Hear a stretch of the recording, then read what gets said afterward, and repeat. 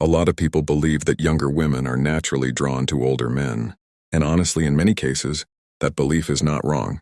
Experience, emotional control, life wisdom, a quiet sense of stability that younger men simply have not had enough time to develop yet. These qualities give older men a genuine, real advantage, one that is earned, not performed. But here is the uncomfortable truth that most men never hear directly. Most older men do not lose attraction because of their age.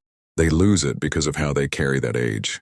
I have watched men in their 40s, 50s, and beyond make the same quiet mistakes over and over. And every single time they do not just lose interest, they lose respect. And once respect is gone, attraction never even gets the chance to take root. That is the real tragedy. Because these men already have everything they need. They just unknowingly misuse it. You do not need to become someone else. You do not need to act younger, spend more money, or chase trends that were never meant for you. You simply need to stop doing the 7 things that are quietly killing your attraction without you even realizing it. This is not about performance.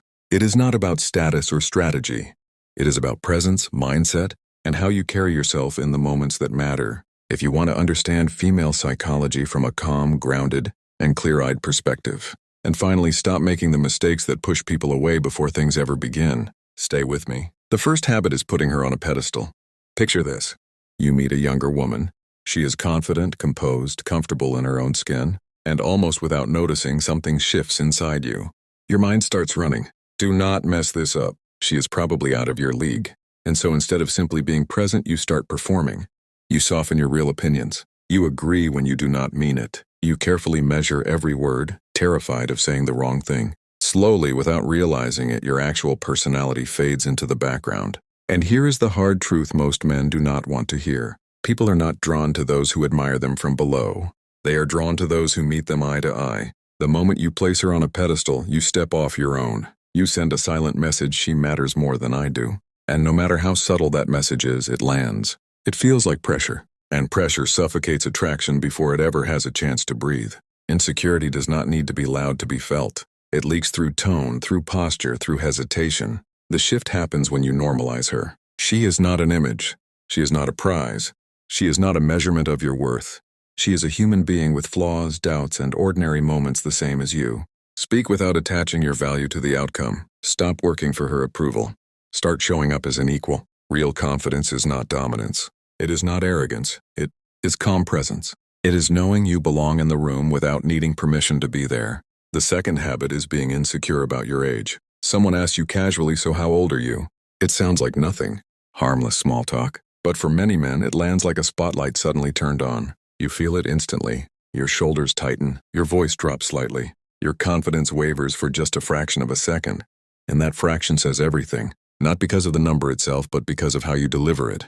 The moment you hesitate, you frame your age as a problem.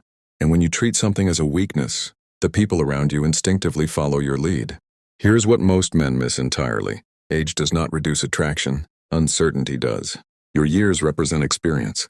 They represent emotional depth, hard-earned perspective, and lessons that younger men are still years away from learning. But none of that carries weight if you act ashamed of it. You do not need to justify your age. You do not need to explain your past. And you absolutely do not need to apologize for existing at the stage of life you have reached. State your age simply, calmly, the same way you would state your name. No deflective jokes, no defensive undertone, no instinct to soften the truth. Confidence is not pretending age. Is irrelevant, it is showing the world. You have made complete peace with it. When you are grounded in your reality, age becomes context. When you hesitate, it becomes a liability you created entirely yourself. Own it. It is not something to overcome. It is something that quietly works in your favor the moment you stop fighting it. The third habit is leading with money or status. Some older men have spent years, decades building something real. Long nights, real sacrifice, hard choices that finally paid off. And when they meet someone new, they believe this is their strongest card to play. So they lead with it. Titles come up early. Achievements get mentioned. The life they have built gets quietly presented as their opening. Argument for why they matter. Here's the problem with that. Success does not create attraction. It creates a transaction. The moment you introduce yourself as a provider first, you transform yourself into a resource, something to access rather than someone to connect with. And resources can always be replaced. Real interest does not grow from numbers on a screen or highlights of what you own. It grows from how you show up in the present moment. Your composure, your self-control, your values. These are things money cannot manufacture and cannot fake. This is not about pretending success is unimportant. It is about understanding that it should never speak before you do. When you feel the need to highlight achievements early in a conversation, it often signals the opposite of confidence, as if your value requires external proof before it can be trusted. But a grounded man does not advertise his worth. He allows it to be felt. Let success reveal itself naturally over time without announcement. When it appears quietly, it adds depth. When it is used as an introduction, it replaces substance entirely.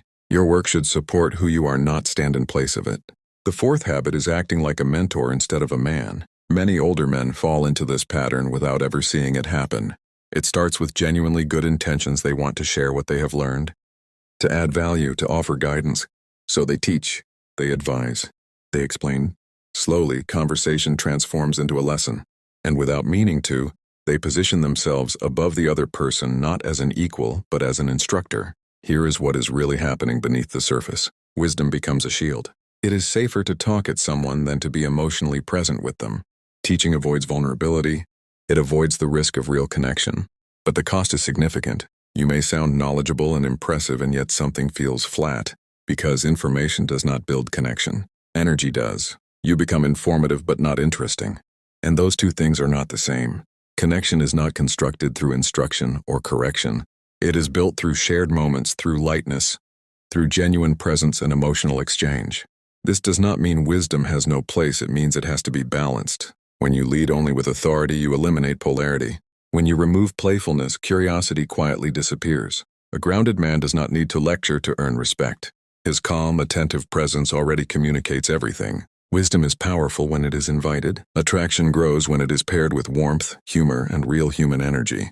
The goal is not to teach someone how to live. The goal is to create a space where real connection can breathe.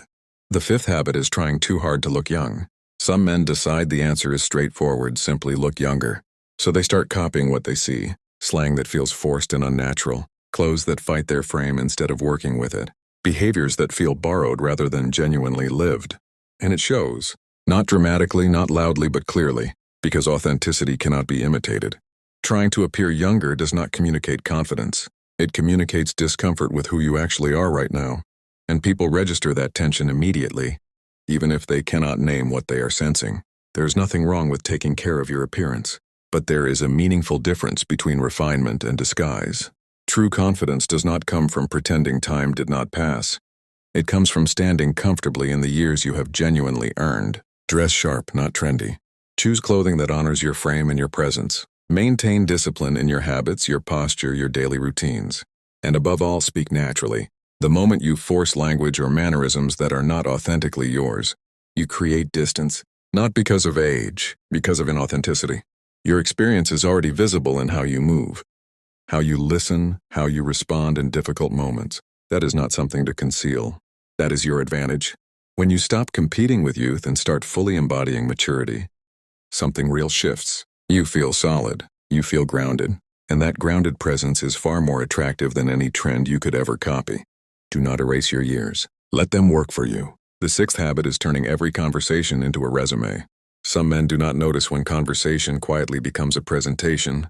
They talk about what they have accomplished, where they have traveled, what they have built: careers, titles, past victories, not out of arrogance necessarily, but because they genuinely believe these stories are what establishes their value.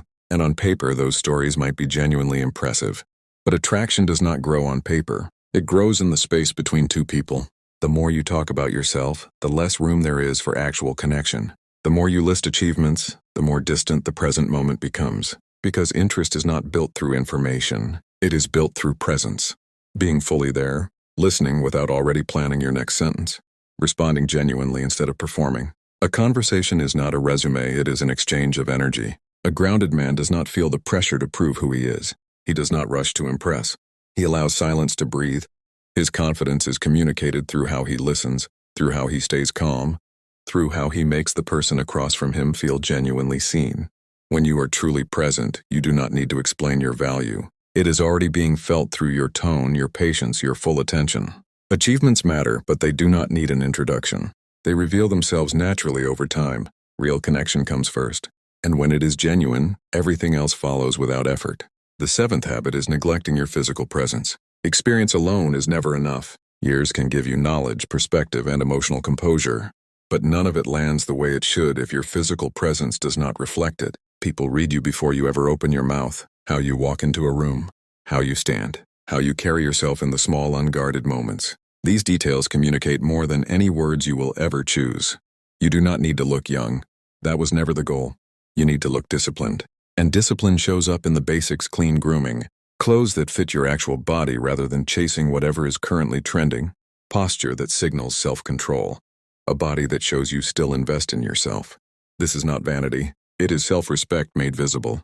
When you neglect your physical presence, you send a quiet but unmistakable message that you have stopped valuing yourself, and people respond to that signal without consciously knowing why. Self-respect shows in how you maintain your standards even when no one is watching. It shows in consistency, not in extreme effort. You do not need perfection. You need intention. A man who genuinely takes care of himself does not demand respect.